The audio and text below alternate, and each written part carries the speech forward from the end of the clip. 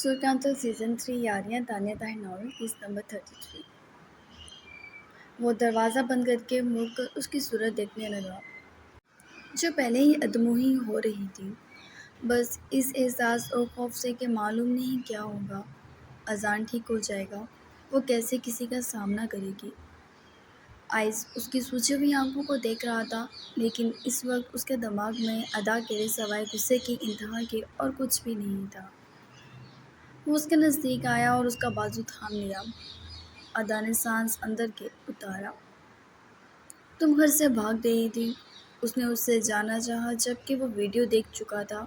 फिर भी उससे पूछ रहा था, आइस आइस हमने कुछ भी जानबूझ के नहीं किया। हम सच कह रहे हैं, हम पागल हो गए थे। हम घर से निकले थे, लेकिन सच्ची हम भागे नहीं। हम कहीं नहीं जाते। वो हमसे गलती होगी। प्लीज़ प्लीज़, हमें बहुत डर लग रहा है। वो बुरी तरह रो थी, जबकि आहिस्तान पर दांत जमा गया। अदा जरिया, मेरा भाई मौत के मुंह में पड़ा है, वो धाड़ा और उसे झटका दिया। वो पीछे बेड पर जा गिरी और अदा सिसक उठी।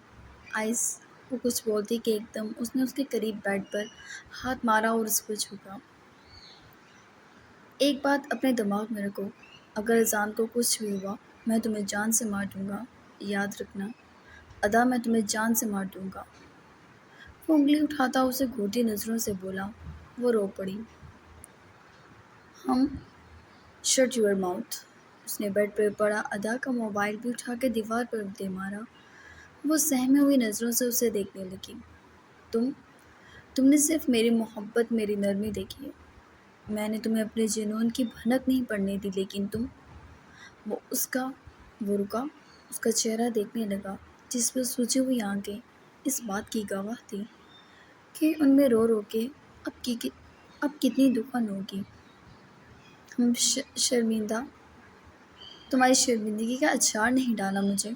दुआ करो अदा बीबी, मेरा भाई ठीक हो जाए, वरना तुम्हारी गर्दन धड़ से जुदा करके अपनी मोहब्बत का मातम मनाऊंगा। वो कराया और उसके पास से हटकर वॉशरूम में चला गया। वो अपनी गलती मानती थी, हर सूरत उसकी गलती थी। अगर अज़ान भाई को कुछ हो जाता तो वो खुद ही ख़त्म कर देती। वो उठी और फिर से जाए नमाज पर बैठ गई और सिसक सिसक कर दुआएं करने लगी, जबकि आइस 10 मिनट बाद वॉशरूम से निकला। पूरी रात हो गई थी। वो एक पाँव पर खड़ा था। अदा को देखकर वो सर चटक कर वहाँ से बाहर निकल गया। वो नीचे उतरा और वहाँ से निकलने लगा कि रुशाने ने उसे पुकारा, तो उसे ना चाहते हुए भी रुकना पड़ा। जी, बेरुखी से बोला। अजान कैसा आइस? उसे होश आया। क्या कहता है अरशद? वो कब ठीक होगा? रुशाने की आंखें भीग गईं। सबसे पहले आप अपनी बेटी की तरबियत करें, उसके बाद मेरे भाई का भी जान जाएंगी। और वह इतना ही बेमुरवत था। अदा की मोहब्बत ने उसके ताल्लुकात घर वालों के साथ तब्दील कर दिए थे, लेकिन अब वो फिर से उसी लबादे में था जिससे इस घर के अक्सर लोगों को इख्तलाफ था। रोशाना का मुंह उतर सा गया, जबकि ऐसे जिमल की जानिब देखा। रो रो कर उसका हाथ भी बुरा हो चुका था। वो उसके नज़दीक आया और जीमल उसके सीने से लगकर रो पड़ी। आइस, मेरे बच्चे को लेकर आना है तुम लोगों ने घर में। अजान मेरे घर की रौनक है, उसके पास जाओ, उसे अकेला मत छोड़ो। आप परेशान मत हो। वो सबको यूं ही छोड़ता, इग्नोर करता। जीमल के दोनों हाथ थाम गया, जबकि जीमल को सीने से लगा लिया। वो उसे समझाकर वो फ़ौरन ही वहाँ से निकल गया था। तसल्ली देने के लिए अल्फाज उसके पास भी कम थे। रुशाने ने सर झुका लिया। आप परेशान ना हो, वो भी परेशान है, इसी वजह से शायद। जाना को अच्छा नहीं लगा, तभी वो रुशाने का हाथ थाम बोली, कुछ नहीं होता बेटा, मेरी बेटी ने एक गंध मेरे सर पर डलवाया है। वो रोमांसी लहजे में बोली और आन ने भी अपने पप्पो का हाथ थाम लिया। वो तो घर के हालात देखकर हैरान और परेशान थी।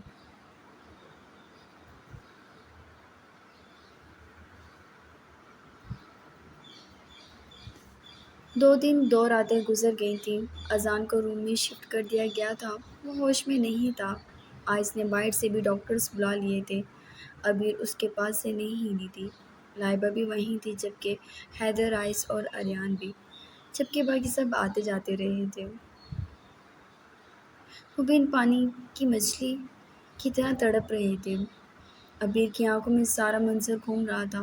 وہ سر جھکائے اس کی زندگی کی دعا کے علاوہ کچھ نہیں کر پا رہی تھی۔ ایسا لگ رہا تھا وہیں سانسیں اٹک گئیں جہاں اس نے آنکھیں بند کر لیں۔ دروازہ کھلا اور اشر روم میں داخل ہوا۔ اس کے ساتھ اور ڈاکٹرز بھی تھے۔ اذان کو 2 دن سے ہوش نہیں آیا تھا اور حالات بتا رہے تھے وہ کومے میں چلا گیا، لیکن ان تینوں نے سر دھڑ کی بازی لگا رکھی تھی اس کے لیے۔ اریان انویسٹیگیشن میں تھا کہ ان کی سوسائٹی میں اچانک گاڑی کہاں سے آئی۔ اس طرح کا حادثہ پہلے نہیں ہوا تھا۔ جب حیدر نے سنجیدگی سے اس کو کہا کہ یہ گوہر نے کیا ہے تمہاری ماہی کی وجہ سے، تو اس کا دماغ ہل گیا، اور اس کے بعد وہ اس طعنے کو سن کر ایک لمحے کے لیے بھی نہیں بیٹھا تھا۔ جبکہ آئس نے ہی اشر کے پیچھے پڑ کے باہر سے ڈاکٹرز بلوائے تھے۔ اس نے اس ہاسپٹل میں ایک سے بڑھ کر ایک قابل ڈاکٹر جو اس کے ریفرنس سے تھا بھر دیا تھا۔ ڈاکٹر اشر، ہمیں ایک اور سرجری کرنی چاہیے۔ ڈاکٹرز نے سب کو باہر نکال دیا۔ وہاں اشر اور آئس کھڑے تھے صرف۔ سرجری ہو چکی ہے سر، ایک اور بار سرجری کسی نقصان کا سامنا نہ کروا دے، وہ سنجیدگی سے بولا۔ نہیں، میں خود کروں گا، فکر مند نہ ہو۔ یہ انجری سیریس ضرور ہے، لیکن ایک بار پھر ٹرائی کرنے میں کوئی حرج نہیں۔ وہ آئس کی جانب دیکھ کر بولے جو خاموش کھڑا تھا۔ اشر نے اختلاف کرنا چاہا۔ آپ کریں، جس سے آپ کو بہتر لگتا ہے، بس اذان کو ہوش میں لے کر آئیں۔ بے چینی سے بولتا وہ اذان کے پاس آ گیا۔ دعا کرو۔ وہ اس کا شانہ تھپ تھپا کر وہاں سے باہر نکل گئے، جبکہ آئس نے اذان کے چہرے کی جانب دیکھا جو بالکل خاموش تھا۔ اس کی آنکھوں میں زندگی کی جو رمق ان سب کو دکھتی تھی وہ نہیں تھی اب۔ وہ اس کے سر پہ ہاتھ رکھ گیا۔ یار، مجھے ساری زندگی کے لیے شرمندہ اور تنہا نہ چھوڑنا، وہ لب بھیجتا مدھم آواز میں بولا۔ پلیز اٹھ جاؤ۔ اس کے بالوں میں ہاتھ پھیرتا وہ بولا، جبکہ اریان کی آنکھیں سرخ ہو گئیں۔ وہ ابھی ابھی آیا تھا۔ ڈیڈ کی خاموشی چبھ رہی تھی اس کے سینے میں۔ وہ اتنے عرصے میں بس یہی بولے تھے جو اریان کو کوہلوں پر گھسیٹ گیا تھا۔ اس نے آئس کے شانے پہ ہاتھ رکھا۔ آئس کی سرخ نظریں اور پیشانی کی پھولتی رگیں۔ اس نے اس کو گلے سے لگا لیا۔ پریشان نہ ہونا، بالکل بھی، یہ ہمیں چھوڑ کر نہیں جا سکتا۔ تمہیں یاد ہے ڈیڈ کو جب ہم پر غصہ چڑھتا تھا تو کہتے تھے تم چاروں ایک ساتھ ہی مرو گے کتوں۔ وہ ہلکا سا ہنسا، شاید نہیں چاہتا تھا اسے بھی کچھ ہو۔ تو ہم مریں گے تو ساتھ مریں گے، یہ صرف اپنی اہمیت منوا رہا ہے، وہ بولا، اور اذان کے ساکت وجود کو دیکھا۔ اشر نے بھی دیکھا تھا تبھی، آئس نے بھی دیکھا تھا تبھی اشر بھی آ گیا۔ اذان کی سرجری کے پیپرز پہ سائن کر دیے ہیں میں نے، کڑے تیوروں میں وہ دونوں کو اطلاع دے رہا تھا۔ دونوں نے ہی سر ہلایا، اور اشر نے اذان کی پیشانی پہ ہاتھ رکھا اور پھر اپنا ہاتھ اریان کی جانب بڑھایا، جیسے اریان نے تھام کر آئس کا ہاتھ بھی تھام لیا، اور آئس نے اذان کا۔ شاید وہ واضح کرنا چاہ رہے تھے ایک دوسرے کو کہ وہ ایک دوسرے کے ساتھ ہی جئیں گے اور مریں گے۔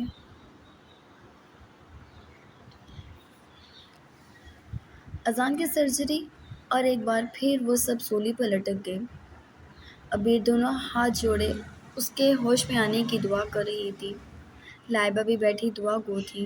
حیدر ادھر سے ادھر چکرا رہا تھا، جبکہ اشر روم کے اندر تھا اور آئس بالکل روم کے پاس دیوار سے ٹیک لگائے،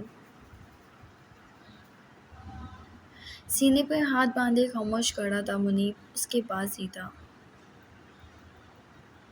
اریان بھی وہیں تھا ماں کے پاس، اور باقی سب بھی موجود تھے سوائے گھر کی بقیہ خواتین کے۔ ان پر ایک ایک لمحہ بھاری گزر رہا تھا۔ اس سرجری کے بعد یا تو اذان ہوش میں آ جاتا یا پھر کوما میں چلا جاتا، اور پھر معلوم نہیں کب ہوش میں آتا، اور نہ بھی آتا، یہ بھی علم نہیں تھا۔ تقریباً 2 سے 4 گھنٹے کی مشقت بھرے انتظار کے بعد اشر باہر نکلا تو وہ سب دوڑ کر اس تک پہنچے تھے۔ آئس نے ہی سب سے پہلے اشر کو جیسے ایک امید سے دیکھا اور وہ بھیگی آنکھوں سے مسکرا دیا۔ وہ خطرے سے باہر ہے اب، وہ بولا تو جیسے ایک بھاری سانس آزاد کی تھی اس نے، اور سر تھامتا وہ وہیں بیٹھ گیا جبکہ منیب نے اس کا بازو کشی سے پکڑا تھا۔ اریان، لائبہ، حیدر، سب کی مشکل ترین سانسیں بحال ہوئی تھیں، جیسے زندگی ان سب میں لوٹ آئی ہو، اور عبیر نے اپنے رب کے حضور شکر کا سجدہ ادا کیا اور جلدی سے اٹھی۔ اشر بھیا، میں دیکھ سکتی ہوں پلیز؟ وہ بولی۔ کچھ ہی دیر میں روم میں شفٹ ہو جائے گا اور انشاءاللہ اسے ہوش بھی آ جائے گا، وہ بولا جبکہ عبیر سر ہلا گئی جیسے چھوٹے بچوں کی طرح بات مان گئی ہو۔ اشر مسکرا دیا تھا اور ڈاکٹر سے باہر نکلے تو ان سب کو مبارکباد دی۔ آئس نے پرسنلی شکریہ ادا کیا تو وہ اس کے ساتھ ایک تصویر کے خواہش مند ہو گئے۔ اس نے ایک بیزار سانس بحال کیا اور نہ چاہتے ہوئے بھی ہلکا سا مسکرا کے ان کے ساتھ ایک تصویر کھنچوا کر وہ الگ ہو گیا اور اپنی ماں کے پاس آ گیا۔ اس کو سینے سے لگا کے اس نے مدھم آواز میں معذرت کی تھی۔ نائبہ نے نفی میں سر ہلایا اور اس کو پیار کیا۔ وہ اس کی محنت دیکھ رہی تھی، وہ اسے الزام نہیں دے سکتی تھی، جانتی تھی اس کے سینے میں بھی ایک غم پوشیدہ ہے۔ اذان کے ہوش میں آنے کی خبر پھیلی تو ادا پھوٹ پھوٹ کر رو دی۔ اس نے سجدے میں سر رکھا اور اپنے رب سے توبہ کرنے لگی کہ وہ اس قابل نہیں تھی کہ اس کی دعائیں قبول ہوتی، اور پھر رب تو انسان کو سب سے پہلے معاف کر دیتا ہے۔ اسے پورے گھر میں کوئی نہیں بولتا تھا، بس جانا اس دوران کھانے پینے کی اشیاء دے جاتی، ماہی بھی آتی، مگر اس کے پاس سوائے دعا کے کچھ نہیں تھا، اور اب وہ اپنے سینے سے بوجھ ہٹتا محسوس کر رہی تھی، لیکن ایک اور بوجھ بھی تھا جو اس کو توڑ رہا تھا اندر ہی اندر، جبکہ دوسری طرف نمرہ کی پیشانی پہ کئی بل ڈلے۔ اس نے سر جھٹکا۔ اگر ایک آدھ حیدر کا بیٹا مر بھی جاتا تو اس سے کوئی فرق نہیں پڑتا تھا۔ سب اذان کی طبیعت پوچھنے گئے تھے، ایک بار وہ بھی گئی تھی۔ تڑپتی ہوئی لائبہ اور بے چین حیدر کو دیکھ کر اس کے سینے میں سکون اترا تھا، اور وہ اپنی ماں کو ایک ایک بات کی خبر دے رہی تھی۔ اذان تو بج گیا تھا، ادا بھی ایک بار پھر بج گئی تھی۔ آگے کون پھنسنے والا تھا یہ وقت بتاتا۔ اس نے آنکھیں کھولی اور گردن کا بامشکل گھمایا تو گردن میں ڈلا کور کافی سخت تھا، تب وہ زیادہ موو نہیں کر سکا، اور اس نے عبیر پر نگاہ ڈالی۔ اس کا ہاتھ تھامے وہ شاید سو گئی تھی۔ بے ساختہ اس کے چہرے پر مسکراہٹ پھیلی، اور پھر نگاہ سامنے کھڑے آئس پر چلی گئی، اور اذان نے دوسرا ہاتھ اٹھا کے لعنت اس کی طرف بڑھا دی، اور آئس نے بھی پلٹ کے لعنت ہی دی تھی۔ بسترِ مرگ پر پڑے ہونے کے باوجود رومانسی خواہش، تمہارا کوئی کیڑا مر جاتا کم از کم اس ایکسیڈنٹ میں، وہ بولا اور اس کے نزدیک آیا۔ مجھے لگ رہا ہے سارے ایکٹیو ہو گئے ہیں، ہلکا سا ہنستے ہوئے بولا تو آئس بھی ہنس دیا۔ سوری یار، وہ آہستگی سے بولا۔ اذان پیشانی پر بل ڈال گیا۔ کس لیے؟ ادا کی وجہ سے، وہ اسے روک گیا۔ مجھے لگتا ہے کچھ گڑبڑ ہے آئس، وہ آہستگی سے بولا تھا۔ آئس اس کے نزدیک اور جھک گیا جیسے اس بات کا مفہوم جاننا چاہتا ہو۔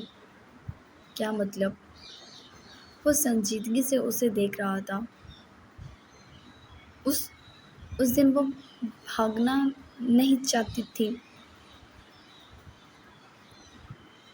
بامشکل ٹوٹے پھوٹے لفظوں میں وہ بولا تو آئس سر جھٹک گیا۔ تم میری وجہ سے اسے سپورٹ نہ کرو، شکر ہے تمہیں ہوش آ گیا، ورنہ ادا زریاب کو آئس حیدر اپنے ہاتھوں سے مار دیتا۔ اس کے لہجے میں غصہ، نفرت دیکھ کر اذان خاموش ہو گیا۔ اسے لگ رہا تھا بہت فورس لگ رہا تھا بولنے میں، اور تب تک عبیر بھی جاگ گئی۔ اذان، ایک دم اس نے اس کا چہرہ اپنی جانب موڑا۔ وہ درد سے چلا اٹھا۔ اوہ سوری، تمہیں درد ہو رہا ہے؟ تم ٹھیک ہو؟ وہ بولی تو اذان نے منہ بنا کر جیسے بہت درد ہو اپنے بازو کی جانب اشارہ کیا تو وہ رونے لگ گئی۔ آئس دور کھڑا یہ منظر مسکرا کر دیکھ رہا تھا۔ اسے یاد تھا ان دونوں میں جنگ کتنی رہتی تھی اور آج وہ اس کی تکلیف پر مچل اٹھی تھی۔ وہ خود بھی تکلیف میں تھی۔ اس نے دیکھا تھا 3 دنوں سے کتنا خوش قسمت تھا اذان کہ اسے محبت مل رہی تھی۔ دماغ پہ ایک بوجھ سا بنا تو وہ وہاں سے باہر نکل آیا۔ وہ نہیں چاہتا تھا وہ اپنے حواس کھو دے۔ وہ باہر نکلا تو منیب اس کے پیچھے لپکا۔ سر آپ کدھر جا رہے ہیں؟ اس کے سوال پہ کافی برہمی سے وہ پلٹا۔ منیب تم میرا سایہ بننے کی کوشش نہ ہی کرو تو بہتر ہے۔ نیکسٹ ڈیز کا جو بھی شیڈیول ہے مجھے سینڈ کر دو۔ اسے جھٹک کر اس نے گوگلز لگایا اور گاڑی میں سوار ہو گیا۔ سر کیا میں ڈرائیو؟ اس نے ہاتھ بڑھا کر اسے روک دیا۔ جیسے مزید وہ بات نہیں کرنا چاہتا۔ منیب دور ہوا اور وہ وہاں سے معلوم نہیں کہاں چلا گیا۔ گوہر کو اس کے پارٹی کے لوگوں نے آزاد کرا لیا تھا اور گوہر نواب کی اولین ضد اس وقت ماہی تھی، کیونکہ اریان حیدر کی وجہ سے اس کی بے عزتی ہوئی تھی اور اپنے حلقے کے عام سی الیکشن میں وہ ہار گیا تھا۔ تبھی اس کے سینے میں اریان اور ماہی کے لیے لاوا سا پک رہا تھا۔ وہ ماہی کو اسی طرح رون دے گا جس طرح اس کی بہن کو کیا تھا کہ وہ زندوں میں تھی نہ مردوں میں اس کے بقول۔ جبکہ دوسری طرف اریان کے پاس اطلاع پہنچ گئی تھی۔ سر آپ کو احتیاط کرنی پڑے گی، گوہر آپ کے پیچھے پڑ چکا ہے اور اذان سر والا کیس عام نہیں ہے، ہم اسے نارمل ایکسیڈنٹ نہیں مانتے۔ اس کے پی اے نے کہا تو اریان نے سر جھٹک گیا۔ گوہر کیا سمجھتا ہے میں اسے زندہ چھوڑ دوں گا؟ موٹیا بھیجتا وہ تب کر بولا۔ سوری ٹو سے سر، حیدر سر نے آپ کی ساری ایکٹیویٹی پر نظر رکھنے کے آرڈرز دیے ہیں۔ اریان نے ذرا دب کر اس کی جانب دیکھا۔ گوہر نے میرے بھائی کا جو حال کیا ہے اس کے بعد میں چھپ کر بیٹھ جاؤں؟ لعنت ہے مجھ پر، تم ڈیڈ کو کچھ نہیں بتاؤ گے؟ وہ اسے وارن کرتا اٹھا اور کچھ فائلز دیکھنے لگا۔ سر ہم کچھ نہیں کر پائیں گے، وہ بہت بڑی پارٹی سے جڑا ہے، مجھے کچھ کرنا بھی نہیں۔ لگاؤ اس پر چارج اور اریسٹ وارنٹ جاری کرواؤ اس کے، اور کوشش کرنا ہر ممکن طریقے سے وہ اس بار اریسٹ ہو، اور ایک بار وہ اریسٹ ہو جائے میں دیکھتا ہوں اس کا باپ بھی اگر اسے آزاد کروا لے تو۔ غصے سے بھیڑتا وہ کہہ کر وہ دوبارہ اپنی جگہ پہ بیٹھ گیا اور آنکھوں کے آگے ماہی کا سراپا گھومنے لگا۔ وہ گہری سوچ میں تھا۔ اس نے کھانا بنا کر جانا کو دیا۔ جانا کو اتنی کوکنگ نہیں آتی تھی، تبھی ماہی اس کی ہیلپ کر رہی تھی۔ وہ کھانا بہت مزے کا بناتی تھی۔ ہاسپٹل جانے کے لیے ان دونوں نے لنچ ریڈی کیے اور رشانے کے ہاتھوں میں تھما دیے۔ وہ سب اس کی طبیعت پوچھنے جا رہے تھے۔ بھابھی آپ بھی چلی جائیں، ماہی بولی تو جانا نے ذرا جھجک کر زیمل کو دیکھا۔ اشر سے وہ پچھلے 5-7 دنوں سے ملی نہیں تھی، ملتی کیا اسے دیکھا بھی نہیں تھا۔ نہیں، اتنے سارے لوگ کیسے؟ وہ ذرا ہلکی آواز میں بولی، جبکہ رشانے نے اسے ساتھ چلنے کے لیے کہا۔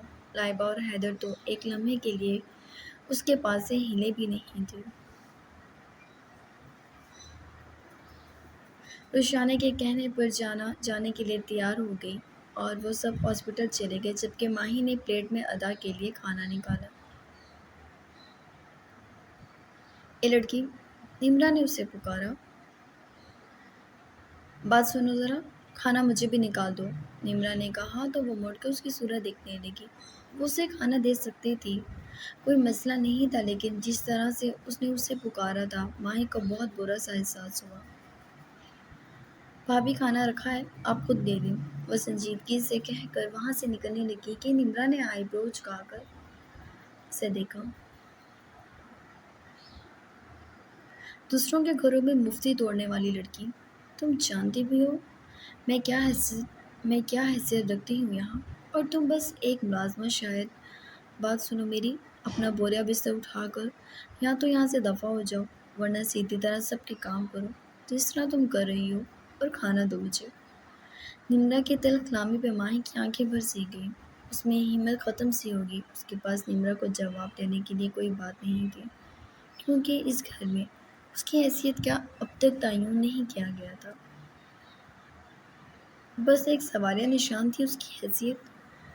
وہ پلٹی، اس کے لیے کھانا نکالا اور اس کے سامنے رکھ دیا۔ ہاں اب ٹھیک ہے، وہ ہنس دی۔ ماہی نے اس کی جانب دیکھا اور وہ پلٹ کے کچن سے باہر نکل گئی۔ اس کا چہرہ سرخ ہو گیا تھا۔ سب کے ادا کے لیے پلیٹ لے کر وہ ادا کے کمرے میں آئی۔ نگاہ چکائے ہوئے ہی اس نے ادا کو کھانا دیا، جو شاید بھوک سے نیڈا حال تھی۔ ادا اس سے سوال کرتی کہ وہ باہر چلی گئی اور اس کمرے میں آ گئی جہاں وہ ٹھہری ہوئی تھی۔ حیدر کے لفظوں نے اتنی تکلیف نہیں دی تھی جتنی نمرا کے رویے اور انداز کے ساتھ الفاظ نے دی تھی۔ تھی ہی کیا اس کی حیثیت، کیا کہہ سکتی تھی وہ خود کو؟ نہ دوست، نہ رشتہ دار، اور نہ ہی کچھ اور۔ رات دیر تک وہ سڑکوں کی خاک چھانتا رہا تھا، اور جب وہ واپس لوٹا تو اسے اندازہ ہوا کہ گھر پر کوئی نہیں۔ سنجیدگی سے وہ سیڑھیاں چڑھنے لگا کہ اچانک کسی کی پکار پر رکا۔ نمرا تھی اس کی جانب دیکھ کر مسکرا رہی تھی، آئس کی پیشانی پر بل سے ڈلے۔ وہ مجھے آپ سے بات کرنی تھی، نمرا بولی۔ آئس سوالیہ نظروں سے اسے دیکھنے لگا۔ وہ ایکچولی میں آپ سے معذرت چاہتی تھی کہ میرے کسی رویے سے آپ ہرٹ ہوئے، نمرا بولی، جبکہ آئس سر چٹک گیا۔ میرا دل اتنا فالتو نہیں ہے کہ کسی کی بھی بات پر دکھ جائے۔ اس کی سپاٹ لہجے پہ نمرا کچھ خفیف سی ہوئی۔ نہیں، وہ میرا مطلب کہ میں نے ادا اور آپ کی بات سب کے سامنے کہی، جبکہ آئس بیزار سا ہوا۔ نمرا نے بات پلٹ دی۔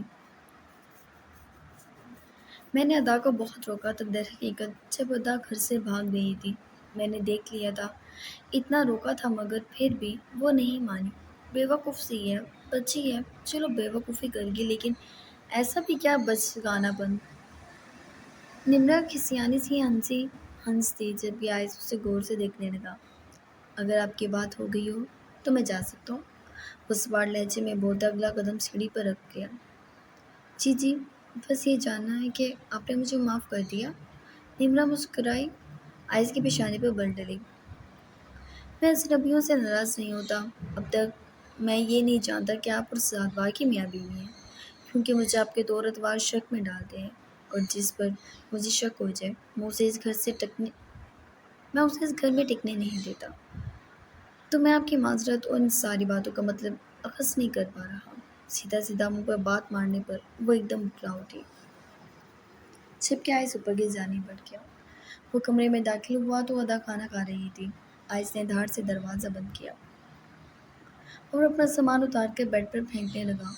ادا کے ہاتھ رک گئے اور وہ ایک دم کھڑی ہو گئی۔ اذان بھائی ٹھیک ہے نا؟ اذان بھائی ٹھیک ہے؟ وہ آہستگی سے سوال کر اٹھی۔ تم نے تو مار دیا تھا، اب اس کی خیریت جان کر کیا کر لو گی؟ سینے پر ہاتھ باندھے وہ اسے غصے سے دیکھنے لگا۔ آئس شٹ اپ، انگلی اٹھاتا وہ اس کے نزدیک ہوا۔ ادا کا سانس تھم گیا۔ بکواس اپنے منہ سے بھی مت نکالنا، اپنا سامان باندھو، جا رہے ہیں ہم یہاں سے، تاکہ تمہارے نکلنے سے اس گھر میں سکون آئے۔ سرد لہجے میں اسے اوپر سے نیچے تک دیکھتا وہ بولا۔ نہیں، ہم اپنے گھر سے کہیں۔ بات مکمل بھی نہیں ہوئی تھی کہ آئس نے اس کا منہ اپنے ہاتھ کی سخت فولادی گرفت میں جکڑا۔ اس کا کسرتی جسم ادا کو بالکل چھپا گیا تھا۔